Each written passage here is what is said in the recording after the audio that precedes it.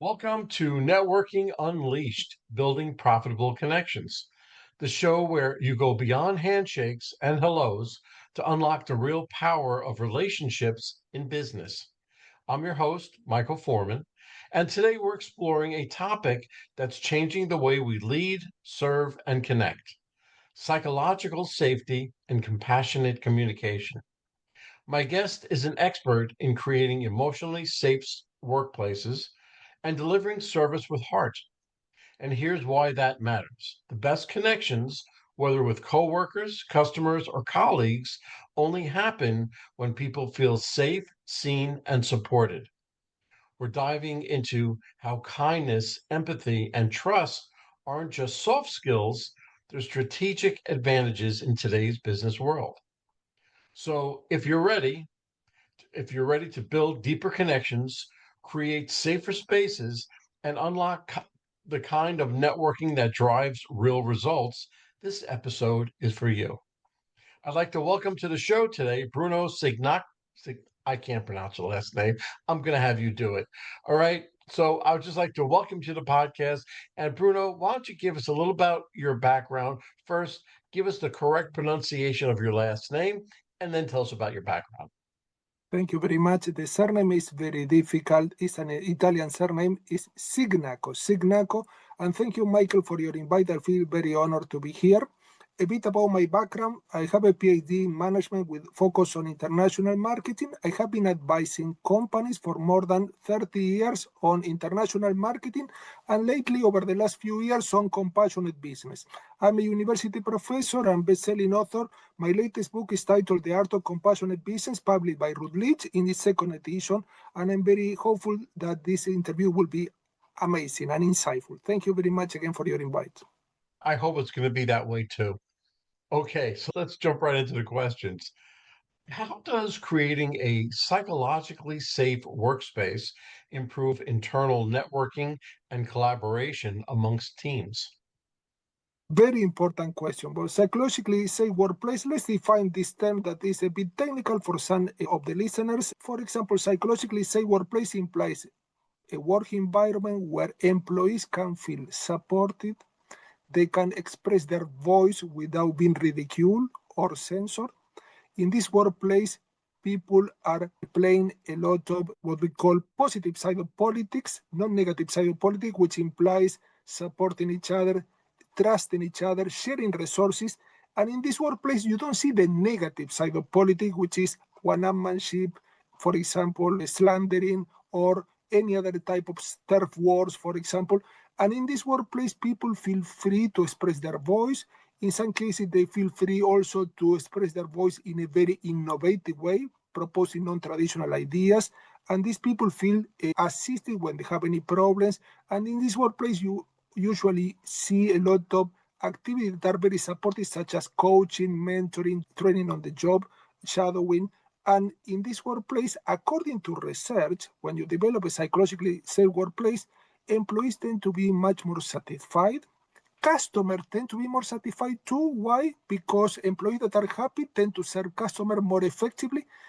These workplaces have also lower stress levels. They have higher productivity. They have lower absenteeism. They have lower turnover. And this impact positively on the bottom line. Why? Because when employees are satisfied, they are more prone to give their best, to work in an unconditional way, and to contribute to, for example, collective projects in a much more insightful and meaningful way. How you develop these workplaces? First off, is we have to understand that these workplaces are trust-based workplaces. And how you develop trust? Trust takes some time to develop, but there are simple tips. For example, developing meaningful communication, interaction within the workplace, which imply in some cases asking, for example, how colleagues feel. There is an interesting research paper that observed that when you're working for a company with your colleagues, and you observe that one of your colleagues is feeling a bit down, feeling a bit sad, or in bad mood, by asking a simple question, how they feel, or, for example, telling them that you assume that they're feeling a bit not so well, if you can help them, by this simple interaction, you can build trust. Why? Because you show interest in them, you show empathy, and you show compassion for their problems. But also in these workplaces, people tend to look for agreements within the workplace that are win-win. This means that nobody is winning at the expense of others. This is quite relevant. Why? Because in many business environments and workplaces, that people in many cases try to take advantage with their companies, take advantage of customers, or take advantage of employees, or take advantage of business partners. And these win-lose relationship or win-lose agreements tend to break up the bonds with these stakeholders. Another simple way to develop a very important trust-based environment in the workplace will be, for example, nurturing what I call in my book the qualitative aspect of business. Because in business, there are two main aspects. Quantitative aspects, what can be measured, such as profit, market share, productivity. This can be measured in a very precise way. They can be counted very precisely. It can be compared, for example, interannually. But the qualitative aspect of business are as fundamental as the quantitative. What are the qualitative aspects of business? Include generosity, support, gratitude, care, empathy, compassion. And why these are so important? Because when you embrace these values, when you embrace these principles, you nurture this relationship with this stakeholder, with your colleagues, with customers.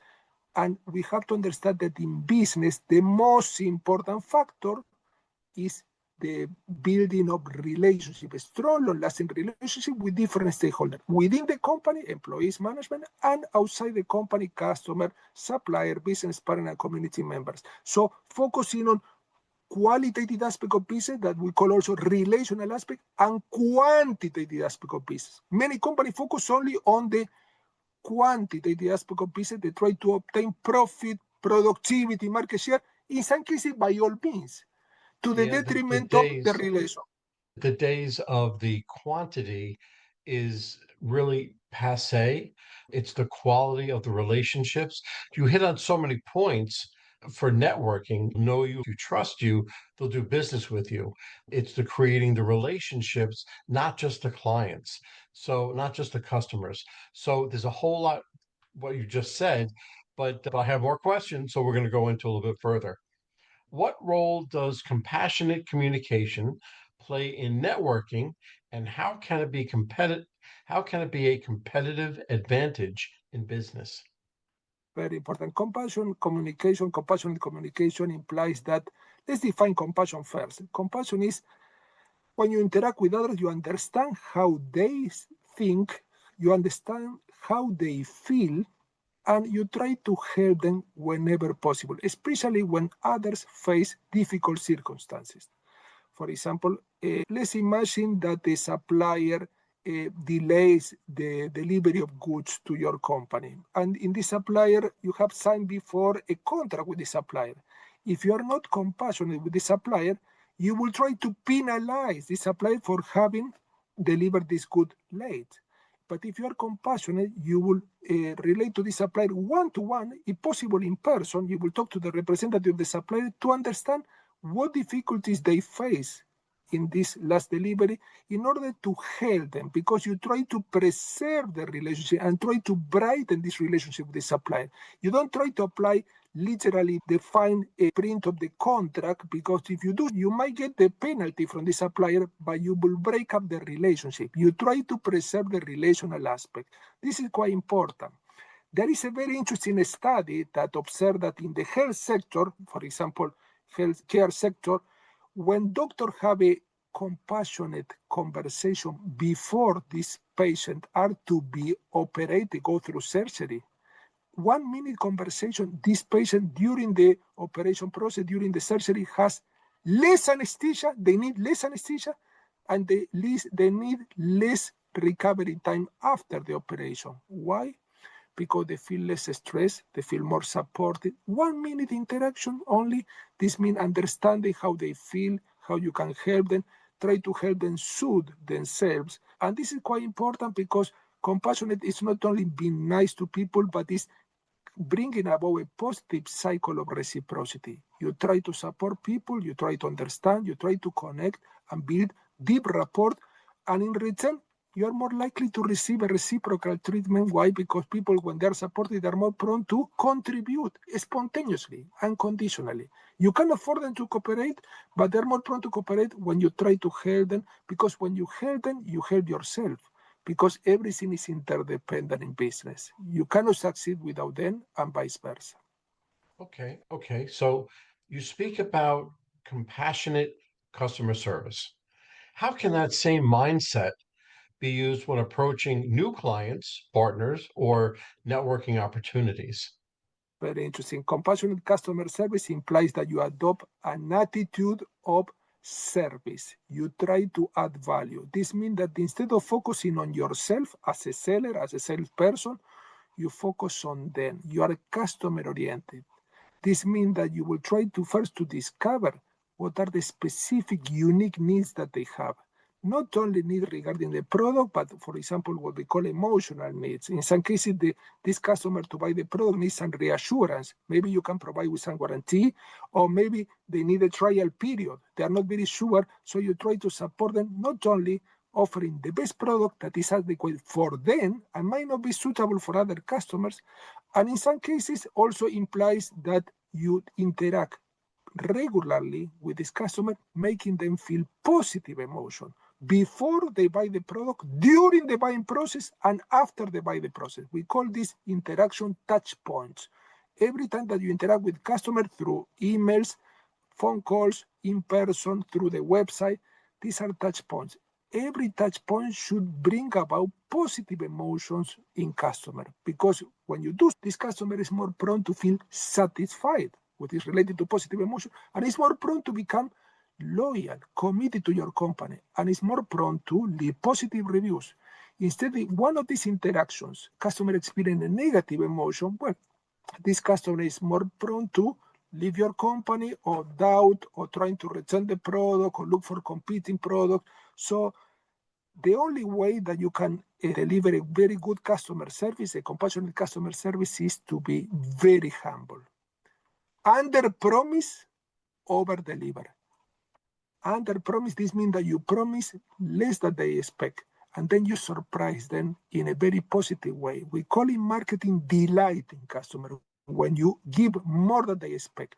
And when, for example, you are selling, let's say, some like these diaries, and then you are selling these diaries, and these diaries are very nice price, very nice quality, but you give a pen, very nice pen, a fine pen, free. You are giving a gift attached to this product, and you are creating a positive imbalance. They feel indebted with you because you have been generous, and they're more prone to respond in a positive way, recommending your products to others, leaving positive review online. Instead, some companies act in the opposite way. They act in a very stingy way. I want to give the product that will give me the highest commission. Why?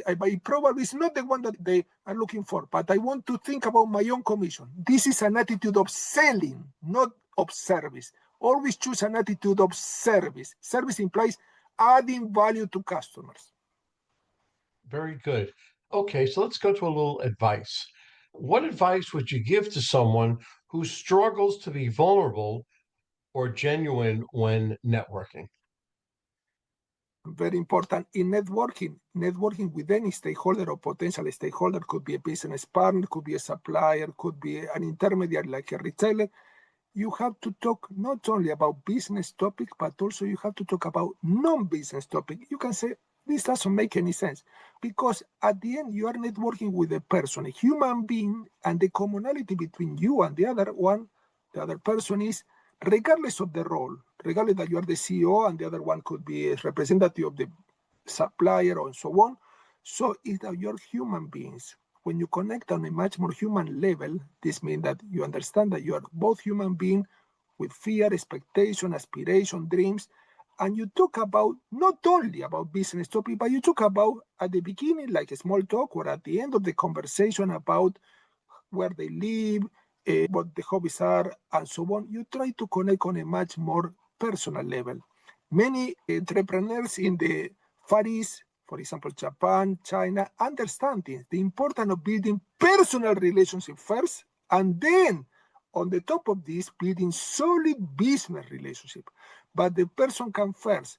Here in some individualistic culture like United States and UK, we privilege time is money. Let's try to close the deal immediately without, in some cases, knowing the person and take the time to know the person on a much more humane level. This means that you talk about business, but also you interpret this in the conversation, what I call natural conversation, interpret some topic like, for example, talking about the weather or the hobbies. Try to avoid controversial topic that could be, for example, religion or politics, but try to talk about how they are on a personal level, and this will clear any hindrances that are on the way to get an agreement. And always look for ways to clear common ground. This means that use a lot of words such as we, our agreement, our common goal. What I hear in many conversations that they use the first person of the singular. I, my, me, myself.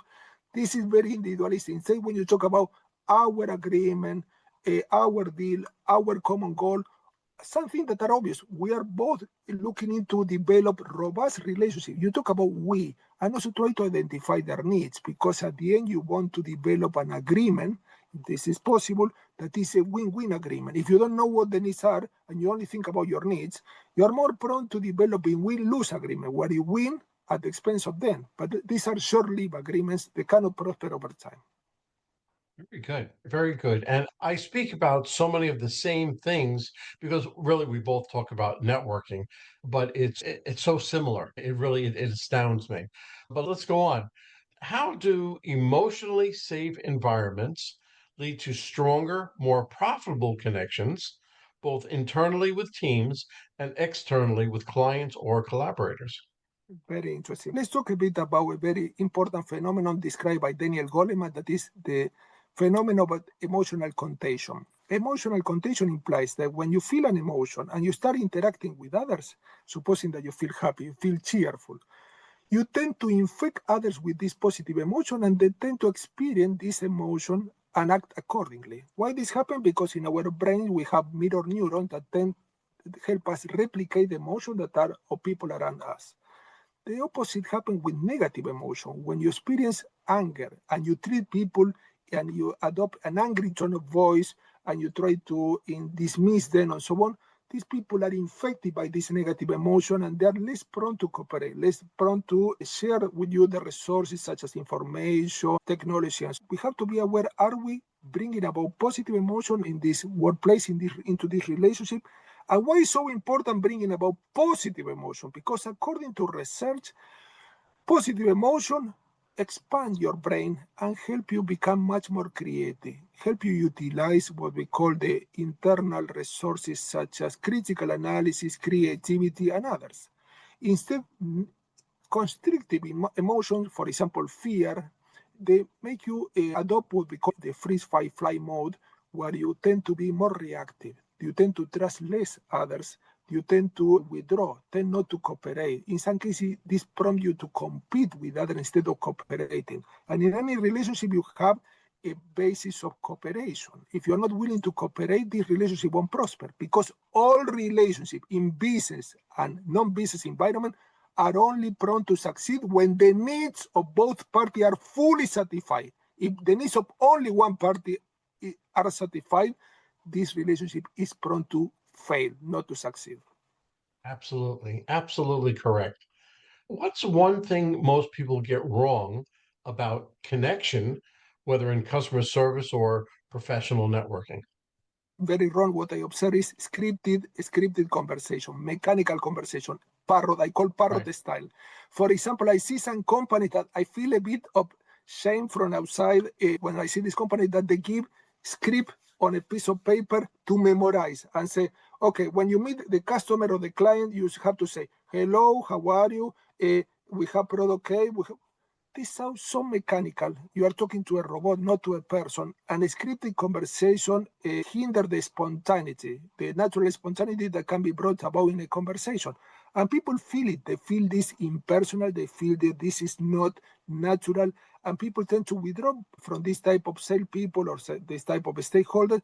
Instead, when you make the conversation more natural, which implies including emotion, talking about personal aspect, but also don't be so aware of the timing, because in some cases I see also some salespeople that have a quota. They have a quota, they say, you know what, this conversation cannot last more than 5 minutes because you have to close up 6 clients per hour.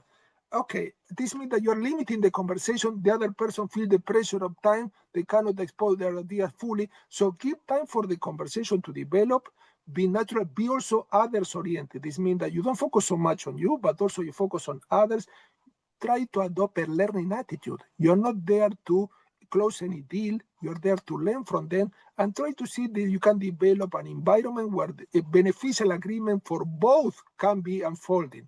But don't get so focused on the sale or get so focused on closing the deal. Instead, learning from each other, because learning from each other will help both of you arrive at an agreement that is arrive to an agreement that is more win-win, mutually beneficial. Instead, when you focus only on your needs or what you will say or how we can close the deal, you are self-centered. Other people can feel it. So very important, make this the conversation spontaneous, natural, and non-mechanical. I feel in this case that artificial intelligence cannot substitute a natural conversation yet.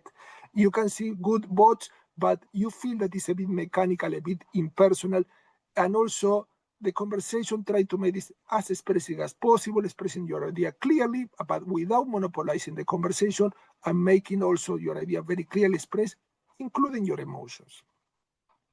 All right, now let's bring this podcast full circle. And can you share a personal or professional story where creating a safe, compassionate space led to an extraordinary connection or opportunity? Yes, I have a recent example of a company that we were advising. This company has very bad reviews online. They has obviously the employees were a bit demotivated because sales were going down. And what we discovered, because there is a very important factor when sales are going down, there is employee demotivation, there is low employee morale. There, in most cases, there is something about fear. Employees tend to feel fearful of losing their job, or fearful of not closing sales, or fearful of not achieving the quota, or fearful of being penalized if they don't meet the objective, or fearful of being outpaced by colleagues. So we discovered, and if we were right, there were some pockets of fear within the company, and the fear was so ingrained, and the fear was about, for example, not meeting the quotas that were very strict and in some cases unachievable, that put a lot of pressure and didn't allow employees to relax. And also the conversation with customer was so short that the customer felt a bit forced, because I observed one of the conversation in practice in person and was so short that the customer couldn't even expose their idea. Were a kind of constrained conversation, and customers were not given the opportunity to express their view.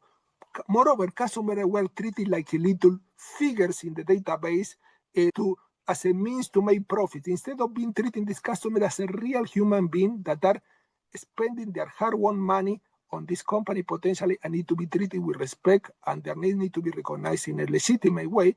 So what we did is we understand that the quota system, closing certain deals per hour was too strict. Employees felt much more relaxed, less stress level went down because then there was a survey. And also we saw that the conversation were a bit scripted too, a kind of mechanical, the way the introduction, without adapting the style to each customer. In some cases, some customer needed 1 hour to talk about this. In some customer needed 10 minutes. Some customer needed to know more about this technical specification. So we introduced more flexibility with the approval of the manager. The manager were not very convinced at the beginning, I have to say, because there was a lot of resistance, but this was possible to introduce.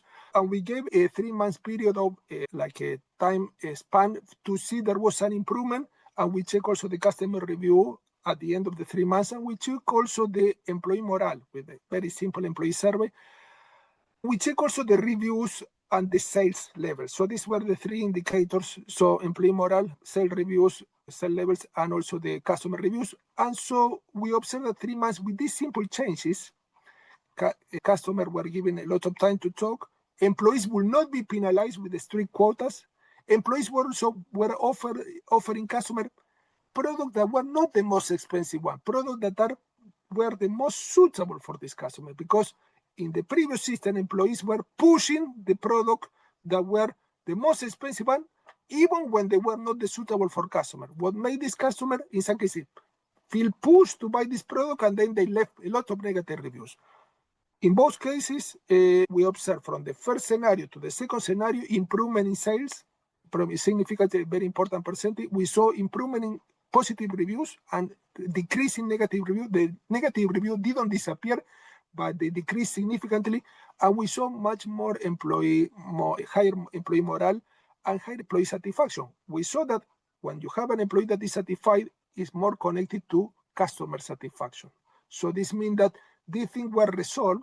It's not fully resolved, but this was only 3 months span, and we support this company and keep on using this system, and also introduce some small meetings in between calls, let's say once a day, at least at midday, where employees can relax and chill out and can talk about not quota, not talk about the budget, not talk about the plans, business plan, marketing strategy.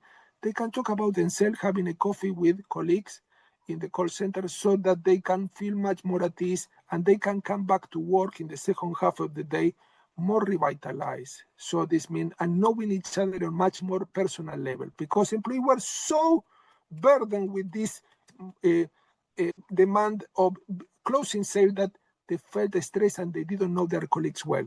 With this little meeting in the middle part of the day, every day, Monday to Friday, employees feel more relaxed and they can connect to colleagues in a much more meaningful way, and they came back to work in a less stressed state. And this brought about better relationship within the workplace, much more psychologically safe workplace because there was no fear, and also higher customer satisfaction. What was a win-win? There was resistance from management. I have to observe because they were not very convinced. Can this be so simple? I say it's not so simple because it's a big change. Appeared to be simple, but was a very significant change. And I'm very happy that we could help this company. Good. Bruno, we're out of time, but I'm really glad that you came on the podcast. If somebody wanted to hire you, get coached by you, or just say hello, how would they get hold of you? First off, all these ideas that we spoke today are compiling my new book, The Art of Compassionate Business, published by Ruth Leach in its second edition, more than 400 pages with hundreds of cases on compassionate organization. They can find me on LinkedIn or my website, www.brunocignacco, with double C at the end, .com, www.brunocignacco.com. They can contact me for services or consultancy or training related to this topic. Thank you very much. Bruno, thank you again for coming on. This was a great time. Thank you. Michael. Well, hold on, folks. Don't go anywhere. Let's hear from our sponsors. David Neal, co-founder, Revved Up Kids. Revved Up Kids is on a mission to protect children and teens from sexual abuse, exploitation, and trafficking. They provide prevention training programs for children, teens, and adults. To learn more, go to revvedupkids.org. Henry Kaplan, Century 21.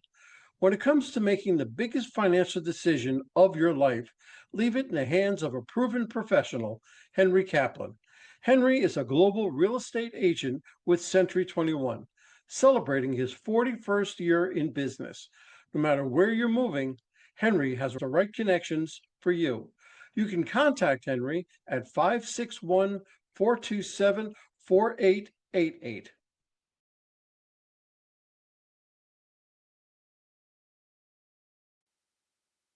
Well, that's a wrap, folks. A huge thank you to our special guest for sharing such incredible insights today. And of course, a big shout out to you, our amazing listeners, for tuning in and spending your time with us. Remember, networking isn't about being perfect, it's about being present. So take what you've learned today, get out there, and make some meaningful connections. If you enjoyed this episode, don't forget to subscribe, leave us a review, and share it with someone who could use a little networking inspiration. Let's keep the conversation going.